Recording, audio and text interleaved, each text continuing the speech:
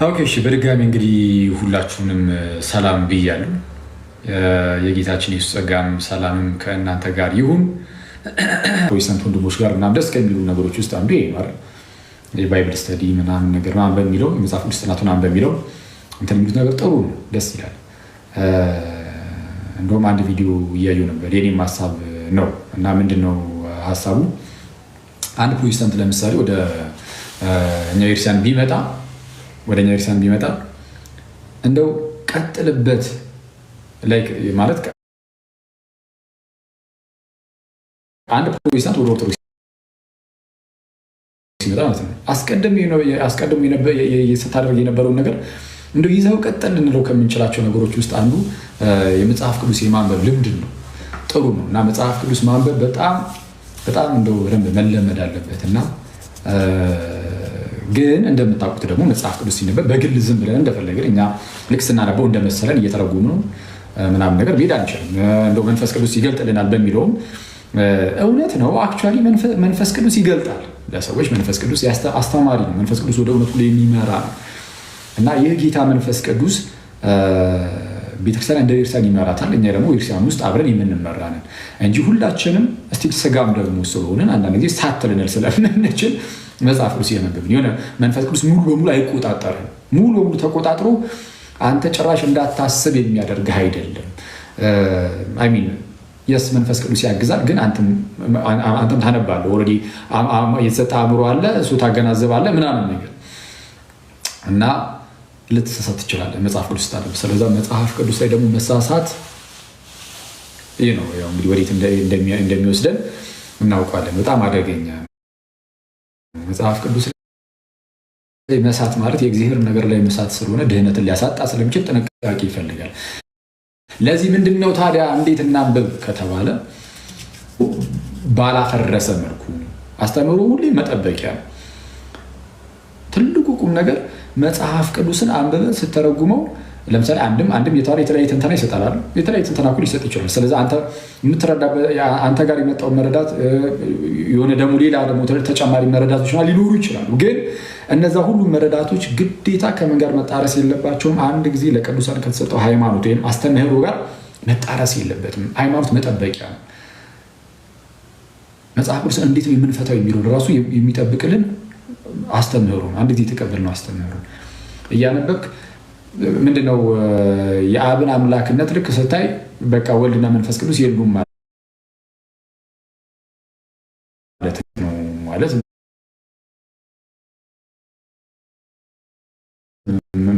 ወልድም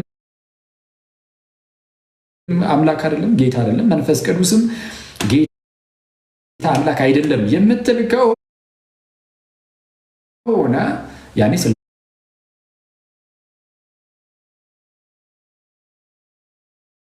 ስላሴን ትክዳለህ። አይተዋል እና አስቸጋሪ ነው። በጥንቃቄ አስተምህሮን በማይል መልኩ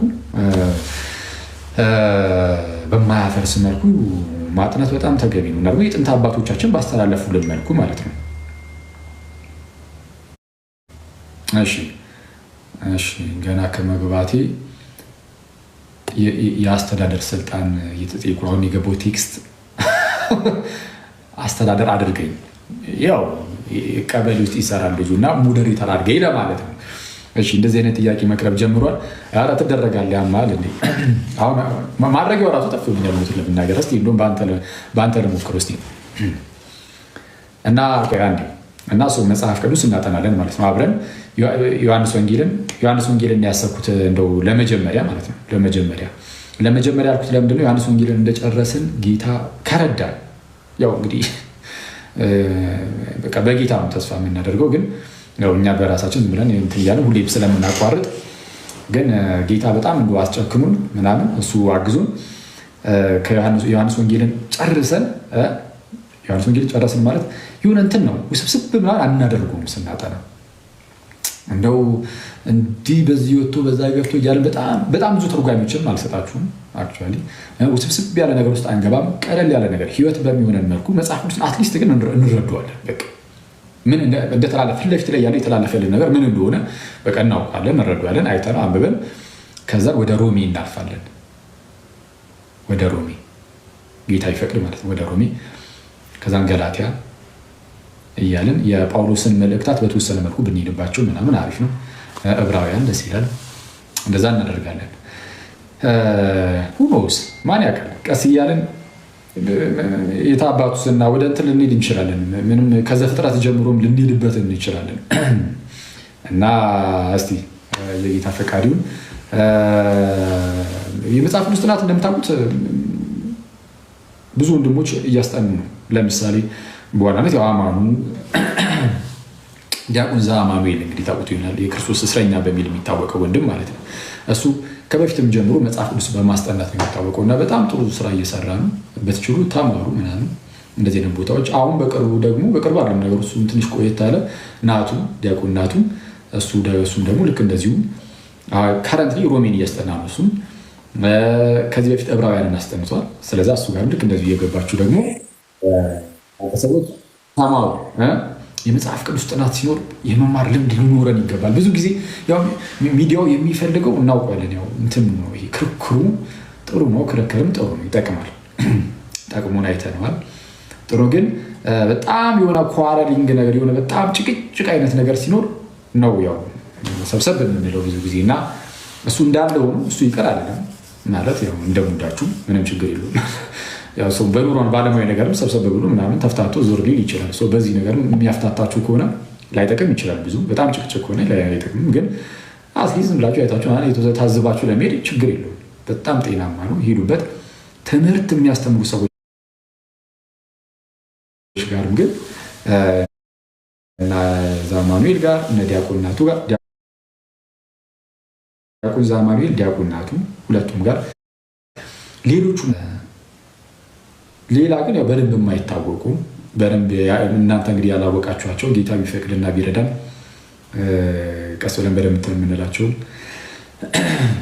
ጌታ ቢረዳቸው በጣም ጥሩ የሚጠቅሙ አይነት ልጆች ደግሞ አሉ። ያው ከዚህ በፊትም በእርግጥ እዚሁ አምጥቻቸው ምናምን ከእናንተ ጋር እንትን ያልኳቸው ልጆች አሉ። እንደነ ኪዳን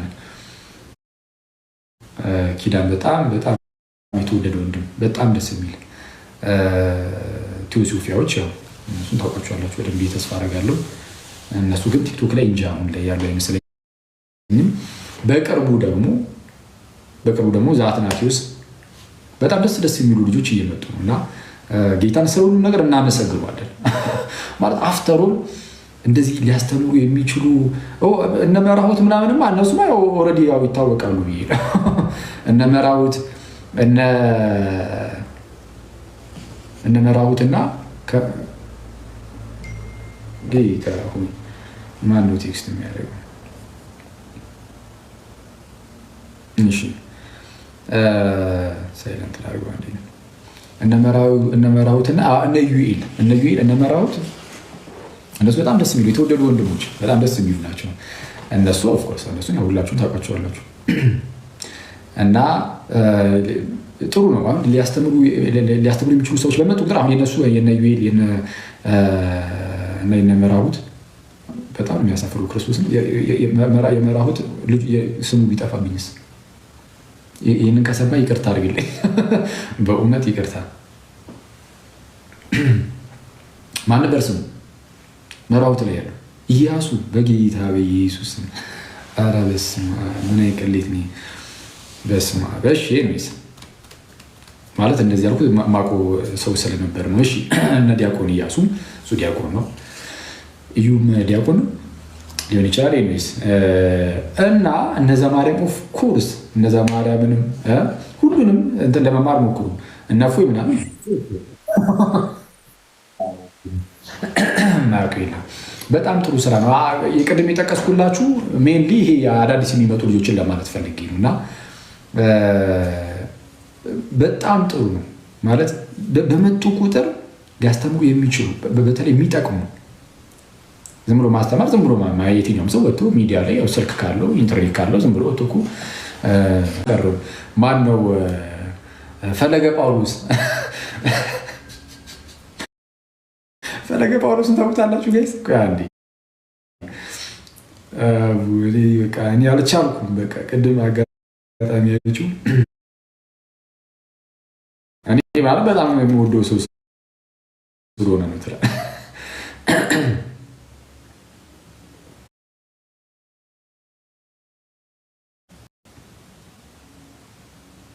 መሀል ላይ ነው ያዩት ፕሮቴስታንት ላይ አጋፔ ላይ እስኪ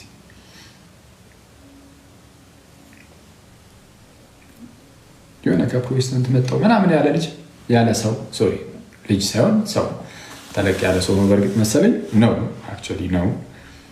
እና እኔ ጥምቀት ያድናል ምናምን የሚባል ነገር አልቀበልም ሲል አንዳንድ ሰው አስቸጋሪ ነው ጌታ ሰው ኤቤስ በቃ እና ኔትወርኩ በጣም ዝግተኛ የኢትዮ ቴሌ ተውትና ስለዛ እንትን አይደለም የስም የመጥራት መልካሙ ስም መልካም ወይ እስቲ ታሳዩናላችሁ ሌሎቻችሁ ስገቡ እስቲ ማን አለ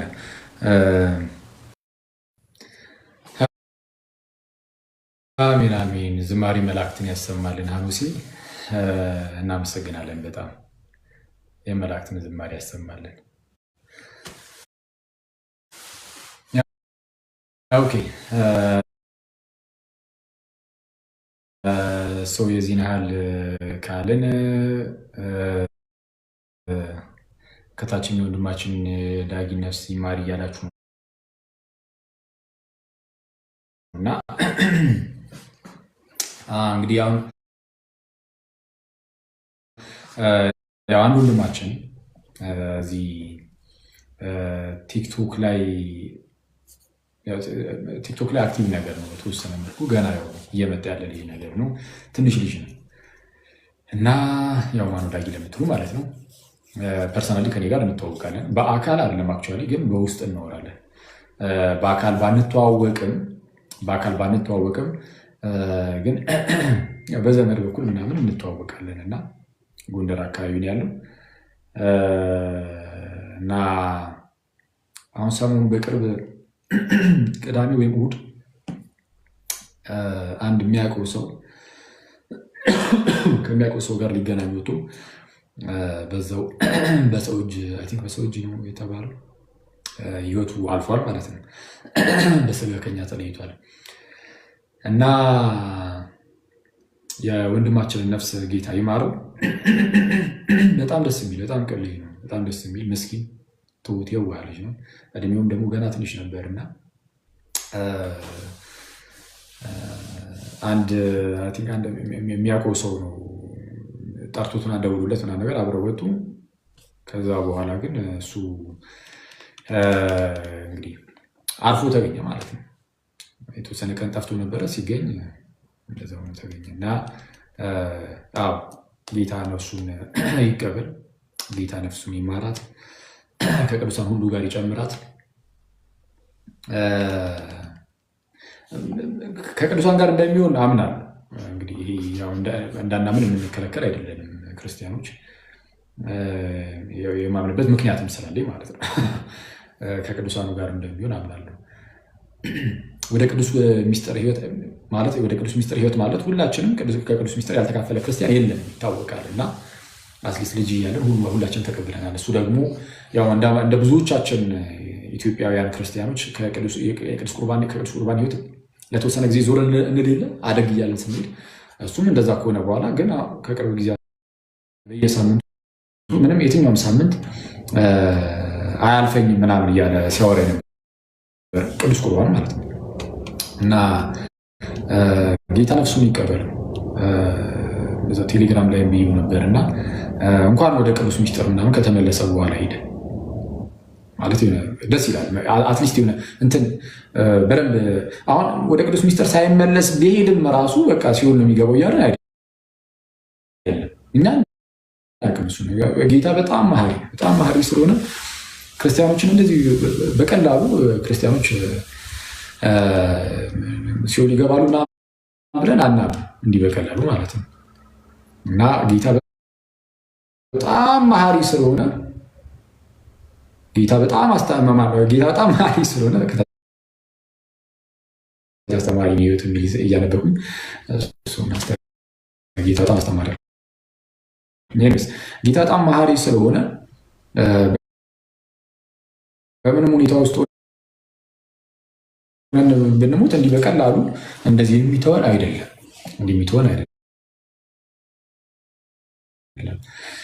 እና ይህ ወንድማችን ደግሞ እንዳልኳቸው ወደ ቅዱስ ሚስጥር ምናምን ነገር በቃ ከቅዱስ ሚስጥር መሳተፍ ጀምሮ ምናምን ነገር በየሳምንቱ አላቆምም ምናምን ብሎ ምናምን ነገር እንደዛ ነገር እያወራን ነበር እና አሁን በቅርብም ስናወራ ነበር። ዓርብ ምናምን ጽፎልኛል እና ግን እሱ ልክ ምንድነው በጣም አስቸጋሪ የሚያደርገው ምንድነው ሞትን አስቸጋሪ የሚያደርገው ለቤተሰብ በጣም አስቸጋሪ ያደርገዋል። ለቤተሰብ በጣም ለቀረበ ሰው በጣም አደገኛ እንትን ጠባሳን አሳልፎ ያልፋል እና እሱ ነው አስቸጋሪ የሚያደርገው ነገር እሱ ነው። ላይቭ ቪዚቢሊቲ ሪስትሪክትድ።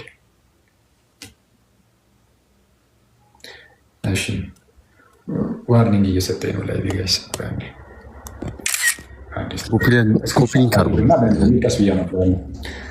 የለቅሶ ኢሞጂ የተለቀቀ ሊሆን ይችላል። ቢ ኮሜንት ላይ ሆነ አታድርጉ። ህዝቡን እያስለቀሱ ለቅሶ ኢሞጂ አትጻፉ። ቁጭ ብዬ እናንተን እያስለቀስኩ እሱን እንደዛ አታድርጉ እና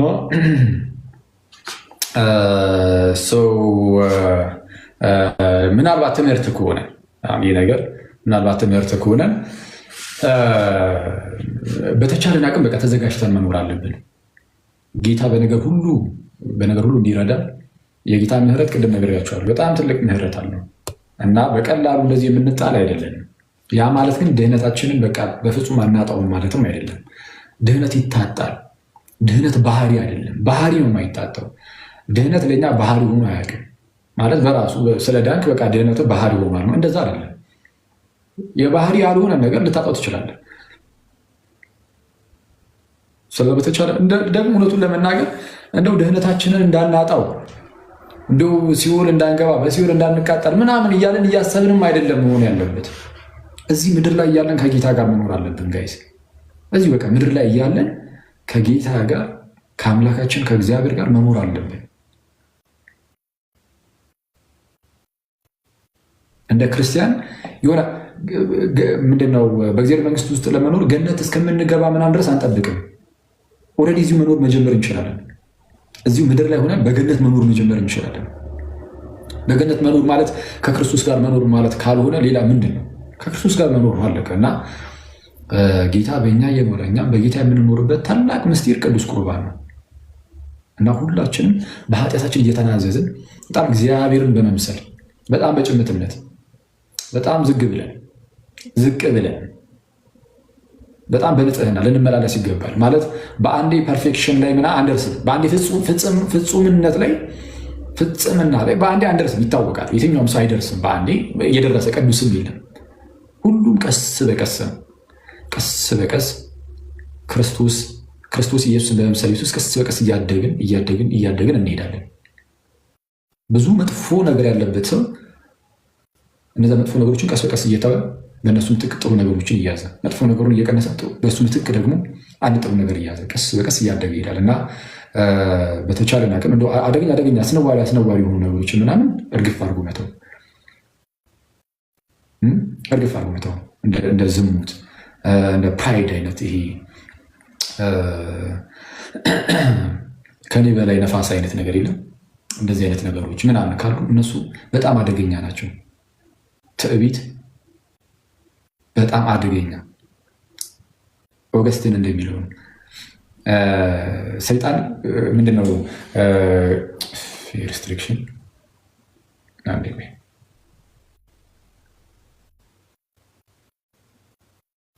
ኦኬ ካውንዳውን ማድረግ ጀምሯል እና ከተወሰኑ ደቂቃዎች በኋላ ይለቀዋል መሰለኝ ሀሳብ ወይስ ምንድን ነው? ወይት ኦኬ ነው ለሆነ ያህል ደቂቃ ምናምን ነው የሚይዘው። እሺ ኤኒዌይስ ኦገስትን ምንድን ነው የሚለው? ሰይጣን ከሰማይ የወረደው በትዕቢት ነው ማለት የሌለውን እንዳለው በማድረግ ወይም የሌለውን በመመኘት ያልተሰጠውን በመመኘት በትዕቢት ተወጠሩ ወድቋል። ክብርን በመፈለግ ማለት ነው። ክብርን በመሻት ያልተሰጠውን ተሰጠም አልተሰጠም ክብርን የምትፈልግ የምትሻ ምናምን ከሆንክ ወደ መሬት ትጣላለህ። እና ኦገስቲን ምን አለ? ሰይጣንን ከሰማይ ወደ ምድር የጣለው ትዕቢት ነው። የትህትና አለመኖር ማለት ነው። ሰዎችን ደግሞ ከምድር ወደ ሰማይ የሚያወጣቸው ትህትና ይላል እና በተቻለ አቅም ትህትና ሊኖር ይገባል። የፕራይድ ኃጢአት በጣም መጥፎ ነው። ኢንቪ በጣም መጥፎ ነው እና እንደነዚህ አይነት ኃጢአቶች ወደ ውስጣችን ካሉ ቀስ በቀስ ጌታ መዞ ስራቸውን ንቅል አድርጎ እንዲያወጣ ጸሎት ያስፈልጋል። አንደኛ ማመን። እንደዚህ አይነት ኃጢአት ውስጥ ያለ ሰው የስ ጌታ ያው በእንደዚህ አይነት ነገር እየተፈተንኩኝ ነው፣ ስለዚህ ከዚህ ነገር የምታወጣኝ አንተ ነህ። ከየትኛውም ኃጢአት ጋይስ፣ ከየትኛውም ኃጢአት እኛ በራሳችን መውጣት አንችልም። የትኛውም ትንሽ ኃጢአት ብላችሁ የምታስቧቸው ነገሮች ሁሉ ሊሆኑ ይችላሉ። በራሳችን መውጣት አንችልም። ከኃጢአቶች ነፃ ሊያወጣን የሚችለው የሕያው እግዚአብሔር ልጅ ጌታችንና መድኃኒታችን ኢየሱስ ክርስቶስ ነው። ስለዚህ ቀጥታ በክርስቶስ ፊት ንስሐ ፎርስ መግባት፣ ንስሐ አባት ይዞ ንስሐ መግባት ግድ ነው።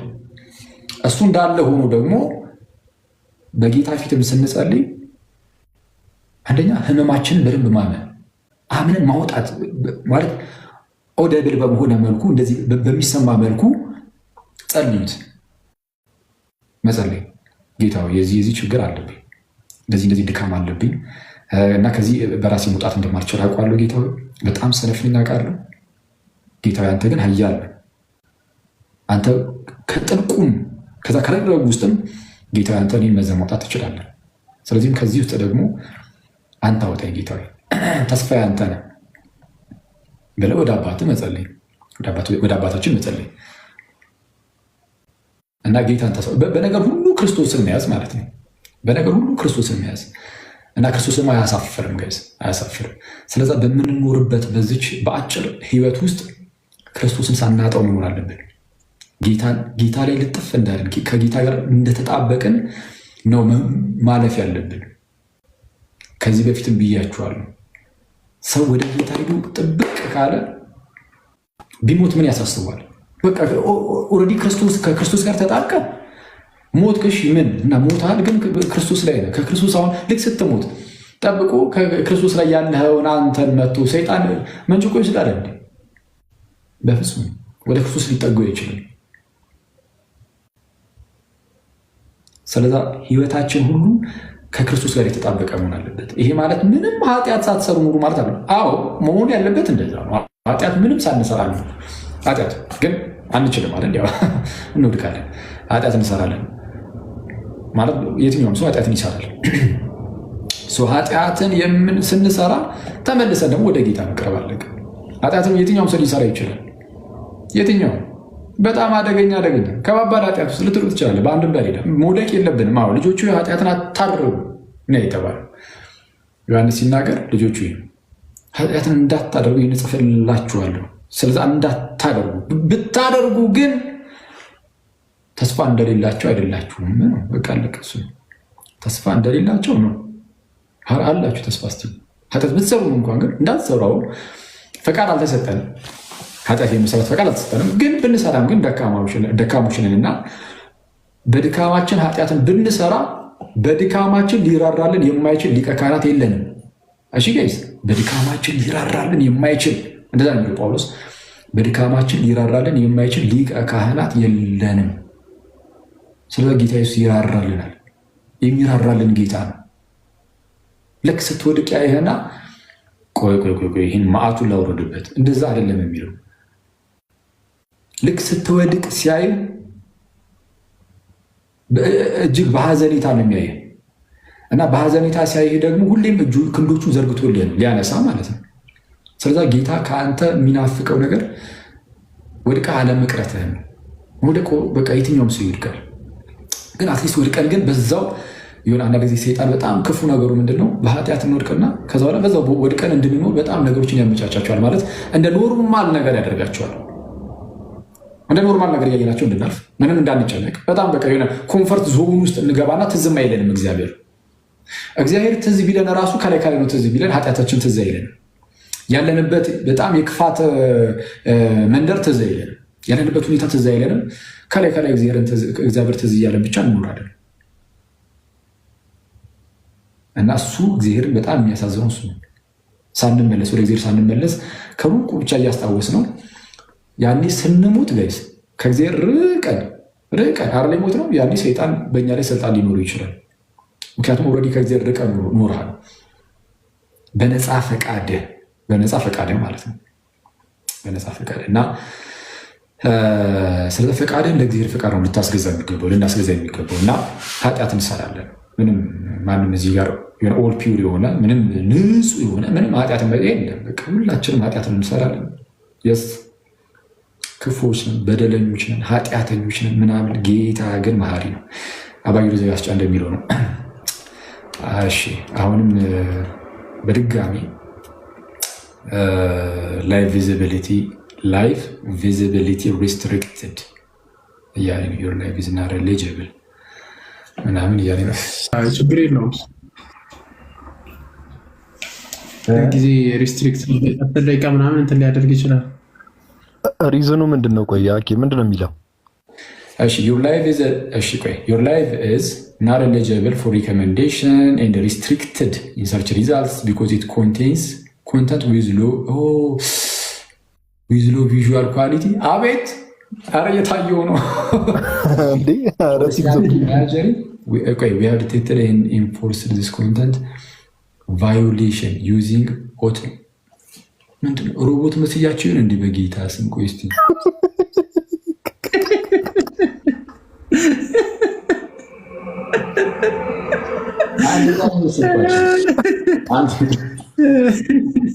እስኪ ተንቀሳቀስ አኬ። የቻይናውን ነው አሜሪካውን ነው የተጠቀምክ ያለው? ተንቀሳቀስ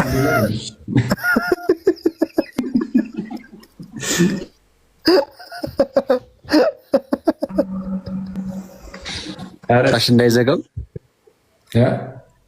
እንዴ በጌታ ስም ምን ጉድ ነው እንዴ? የለም እኮ እንደዚህ በታሪክ ውስጥ እኮ አጋጥሞ አያውቅም እኮ። ምን እየሆነ ነው አንተ? በዚህ ደረጃ ተነሳሳን። ቲክቶክ እደውልለታለሁ ቻይናዊ ጋር ትላለህ። አይ ግን አይመጣውም በእውነት እንዴ በጌታ ስም ምንድን ነው አንተ? ምንድን ነው ነሽ? ባሩኬ ሜቢ አጠገብ ደቅ ብሎ ፕሮፋይሉ ጥቁር ስለሆነ ይሆን? ባሩኬ ፕሮፋይሉ ጥቁር ስለሆነ አጠገብ ደቅ ብሎ እንዴ ግራ ገባኝ። አንዴ የአኬ ፊት ከለር ከግድግዳው ከለር ጋር ተመሳስሎ ነው። እባክህ ምንድን ከግድግዳው ከለር ጋር ተመሳስለ ነው ከለር።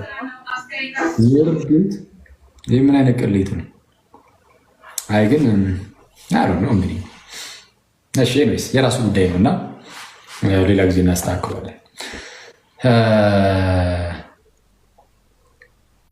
እና በቃ ባለን ጊዜ ከጌታ ጋር ነው ዋናው ቁም ነገሩ እሱ ነው። በቃ በተቻለን አቅም ከጌታ ጋር ነው በርቱ ምናምን።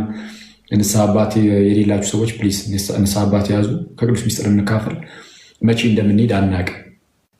በተለያየ እድሜ ላይ ያሉ ሰዎች ድንገት ሲሄዱ ምናምን አይተናቸዋል። ከስራችን ድንገት ሲሄዱ አይተናቸዋል። እና እኛም መቼ እንደምንሄድ እንኳን አናውቅም። መቼ እንደምንሄድ አናውቅም። እና ተዘጋጅተን እንጠብቅ። ጌታ ቅርብ ነው ማለት ስለ ተስፋ ቃሉ አይዘገይም እንዳለው ጴጥሮስ ስለ ተስፋ ቃሉ አይዘገይም እና ጌታችን ኢየሱስ ደግሞ ይመጣል። እኔ በጣም የሚገርመኝ ክርስቶስን ምን አይነት እኮ ተስፋ እንዳለን እኔ ባሰብኩት ቁጥር የማይሰለቸኝ ሀሳብ ይሄ ነው። በቃ ጌታችን ኢየሱስ እንደሚመጣ አብረን ነው እንደምንኖሩ ይሄ በቃ ይሄ ትልቁ ተስፋችን የመጨረሻው የተስፋችን ጥግ ይሄ ነው። ሞተን የምንቀር አይደለም። ለዛ ነው አሁን ሞት የማያስፈራ። የሆነ ሰው ከአጠገባችን ሲሞት የምናዝነው ሰው ነንና ያው እንኳን ሰው ሲሞትና ከአጠገባችን ሲርቅም እናዝናለን እና ድጋሚ እንደማናገኘው ስናስብ አሁን እዚህ በምኖርበት ሰዓት በቃ እሱ ያሳዘነናል እንጂ ሞትን ፈርተነው አይደለም። ሞት አያስፈራም። አሁን ለሐዲስ ኪዳን ልጆች ሞት አስፈሪ አይደለም። ሞት ወደ እግዚአብሔር ወደ ጌታ ጭራሽ የምንሄድበት መሸጋገሪያችን ሊሆኑ። ለዛ ነው ቅዱስ ጳውሎስ ሊሄድ ከክርስቶስ ጋር ኖር እናፍቃለን የሚለው ፊልጵስዩስ ላይ ናንቀ ከተቃሉና ብላችሁ እኛስ ሀገራችን በሰማይ ነው የሚለው እዛው አይደል? ያን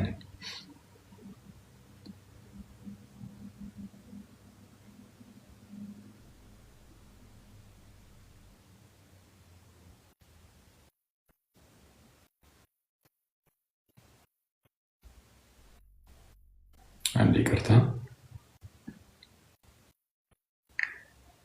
እሺ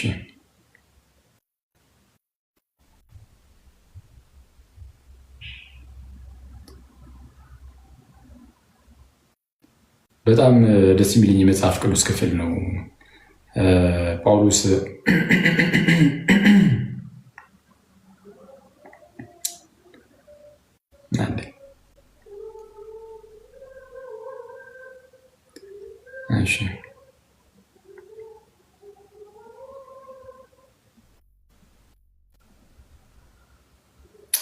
እንዲህ ይላል ፊልጵስዩስ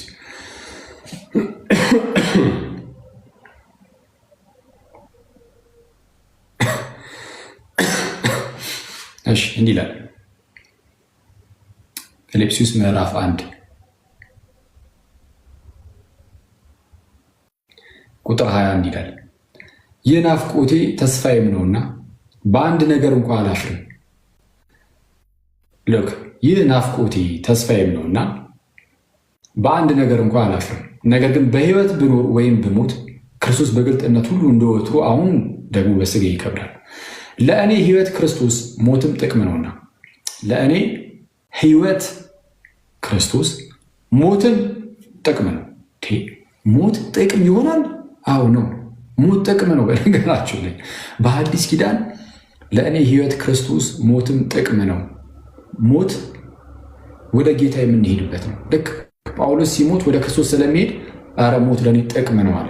በክርስቶስ በኩል የሆነው እረፍት ለእኛ አሁን በአዲስ ኪዳን ጥቅም ሆኖልናል። ስለዛ ጳውሎስ ለእኔ ሕይወት ክርስቶስ ሞትም ጥቅም ነውና፣ ነገር ግን በሥጋ መኖር ለእኔ የሥራ ፍሬ ቢሆን ምን እንድመርጥ አላስታውቅም። በእነዚህም በሁለቱ እጨነቃለሁ። ልሄድ ከክርስቶስ ጋር ልኖር እናፍቃለሁ፣ ከሁሉ ይልቅ እጅግ የሚሻል ነውና። ልሄድ ከክርስቶስ ጋር ልኖር እናፍቃለሁ፣ ከሁሉ ይልቅ እጅግ የሚሻል ነውና።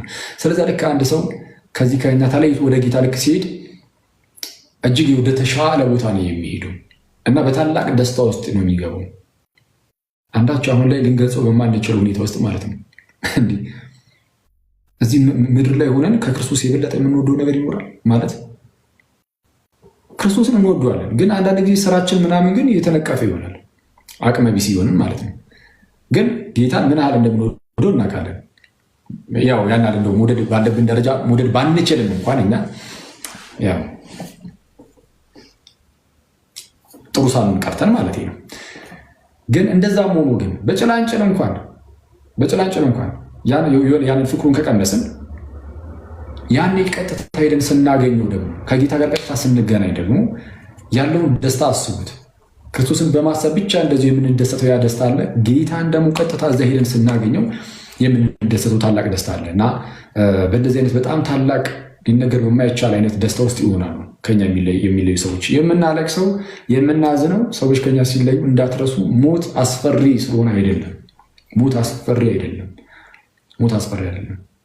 ግን ያው ድጋሚ ብዙ ጊዜ ሳይ እንግዲህ መገናኘቱ ስለሌለ ምናምን ነው። ግን እሱም ግን ቢሆን ከቅዱሳን ህብረት ጋር እንዳለ ስናስበው ምናምን እሱ ደስ ያሰኘናል እና እንደዚህ አይነት የክብር ሞት እንድንሞት ጌታ ያስፈልገናል እና እሱ ወደ ጌታ እንጠጋ። እናንተ ሰዎች ይህንን ነው ማለት የሚችለው። እግዚአብሔር ለነገሩ ይርዳል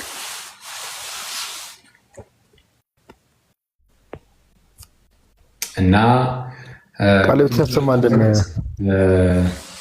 ማለት አንተ ሰውዬ እንትን አኪ አይ ማጆሪቲውን ሀሳብ አንስተዋል። አንድ ጥቅስ ግን የሆነ አንድ ወንድምም የሆነ ኮመንት እየጻፈ ነበርና አሁን ካነሳው ነገር አንጻር አሁን አንተን ቅድም ስትናገር ከሚጠብቀን ነገር አንጻር አንድ ወንድም ኮመንት ላይ በጣም በቃ ብዙ መከራዎች፣ ችግሮች እያጋጠሙኝ ነውና ወደ ተስፋ መቁረጥ እየሄድኩን አይነት ነገር ይላልና ራሱ ቅዱስ ጳውሎስ ሜቢ ለሌሎች ሰዎችም ከጠቀመ ራሱ ሐዋርያ ቅዱስ ጳውሎስ ያው የተስፋችን የምንጠብቀው ነገር ከጌታ ጋር ሄደን የምናገኘው ነገር ምን ያህል ትልቅ እንደሆነ ሲናገር ወደ ሮሜ ሰዎች ምዕራፍ 8 ቁጥር 18 ላይ እንዲህ ብሎ ይናገራል።